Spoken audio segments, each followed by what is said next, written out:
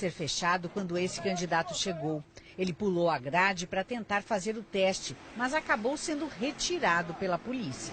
Faltava tudo certinho, cara. Cheguei certinho, está fechou, né? O Enem foi adiado para dezembro para 271 mil candidatos em todo o país. Os locais onde seriam realizadas as provas neste fim de semana estão ocupados por manifestantes que protestam contra a PEC que limita os gastos do governo federal e contra a medida provisória da reforma do ensino médio. Hoje os candidatos tiveram 5 horas e meia para resolver questões de matemática, linguagem e também para fazer a prova de redação. O tema da vez, os caminhos para combater a intolerância religiosa no Brasil. Achei legal. Embora eu tenha estudado mais sobre outros assuntos, eu acho que eu me dei bem, sim. Em Brasília, o ministro da Educação anunciou que a Polícia Federal fez 2 operações para combater fraudes na prova do Enem. Em uma delas foram cumpridos mandados de busca e apreensão em 7 estados do Norte e Nordeste.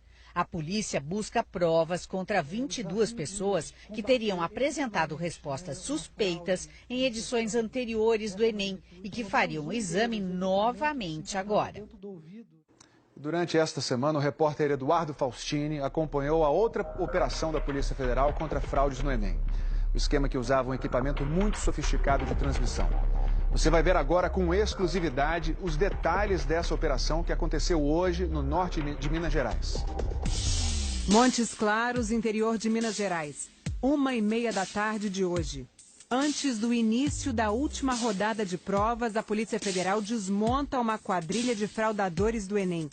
E o Fantástico está lá, acompanhando tudo. Quadrilha entre 150 a 180 mil reais, a depender da universidade.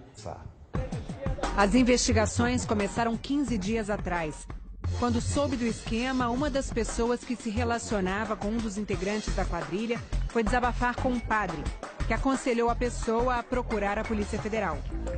A partir daí, a Polícia Federal foi acompanhando de perto a ação da quadrilha. Inclusive ontem, enquanto os bandidos passavam as respostas por telefone em tempo real. Segundo a polícia, o cabeça da quadrilha é Rodrigo Ferreira Viana, um ex-estudante de medicina em Ipatinga, também Minas. Neste vídeo, Rodrigo dinheiro de um comparsa. Determinado candidato havia repassado os valores a um dos membros do grupo criminoso, que por sua vez repassou ao Rodrigo, que é o líder da organização criminosa. Rodrigo conseguia contratar pilotos, como são chamados alunos ou professores que fazem as provas e repassam as respostas. De acordo com a investigação, um dos pilotos era o estudante de medicina Arnon Kelson da Silva e Santos, um veterano de golpes em concursos. Tinha sido preso em 2012, quando confessou ter fraudado concursos naquele ano e também em 2006.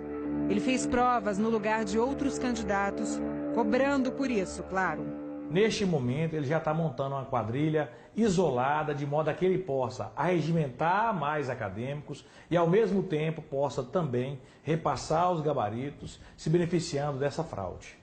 Este vídeo mostra outro integrante da quadrilha, Olavo Martins Ponciano, aplicando o mesmo golpe. Ontem ele fez prova no lugar de um candidato. Mas o golpe principal do grupo era muito mais sofisticado. Os pilotos iam fazer a prova, resolviam tudo rapidamente, anotavam as respostas e iam para o quartel-general da fraude, onde foram presos hoje. A partir de um hotel, eles conseguem transmitir os gabaritos para todos os locais do território nacional, sem ser importunados. Segundo as investigações, eles transmitiram as respostas para candidatos em 3 cidades em Minas e mais uma cidade na Bahia e uma no Ceará. As respostas eram passadas por celular, mas veja a sofisticação do esquema. O aparelho que recebe a ligação é do tamanho de um cartão de crédito. Tem um chip semelhante ao dos celulares. O candidato fraudador tem que prender o cartão no peito, debaixo da roupa.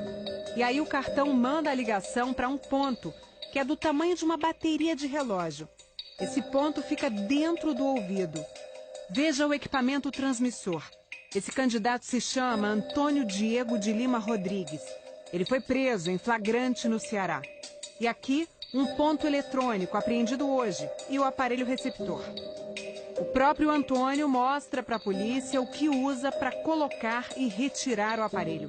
Candidato Antônio Diego Lima Rodrigues, aqui na Superintendência de Fortaleza, do Ceará, retirando aqui o ponto eletrônico do ouvido, com o imã que ele mesmo trouxe.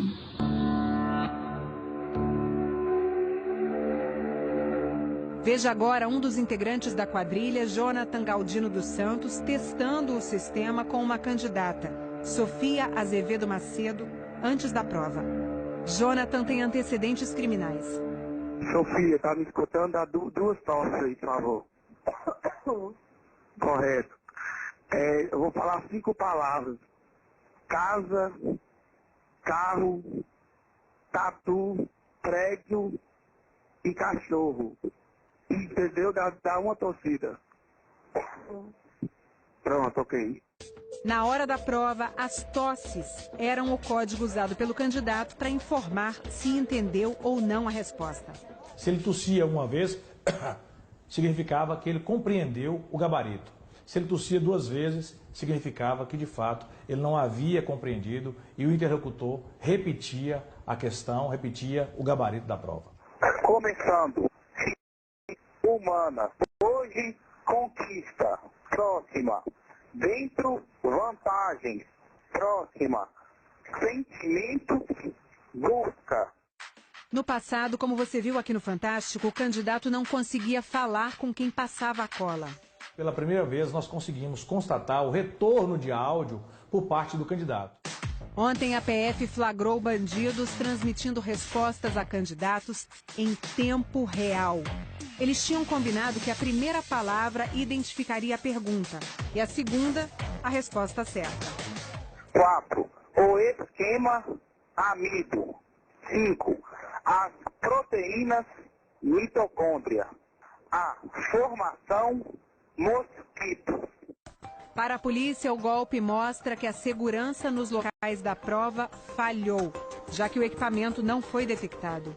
O que nós observamos é que ainda há diversos pontos em que o pórtico detector de metais não está sendo utilizado, ou se está sendo utilizado de maneira indevida. Desde o início da preparação do Enem 2016, nós estamos atuando junto com a Polícia Federal, que está dentro do INEP, com um delegado específico cuidando da área de inteligência. É um trabalho de inteligência prévio que foi articulado perfeitamente entre várias áreas de governo. O ministro da Educação acha que o golpe não coloca o Enem 2016 em risco. Pelo contrário, reforça a qualidade do exame, a isenção dele e o compromisso do governo de um exame que possa avaliar cada um a partir das suas competências. 10 pessoas foram presas hoje, entre elas Rodrigo e Jonathan. Eu me sinto extremamente constrangido em reprimir uma fraude como essa, especialmente por ter um filho habilitado a fazer a prova do Enem 2016. Então essas quadrilhas lesam o interesse de milhões de alunos que se prepararam, não somente durante um ano, mas durante todo um processo de vida.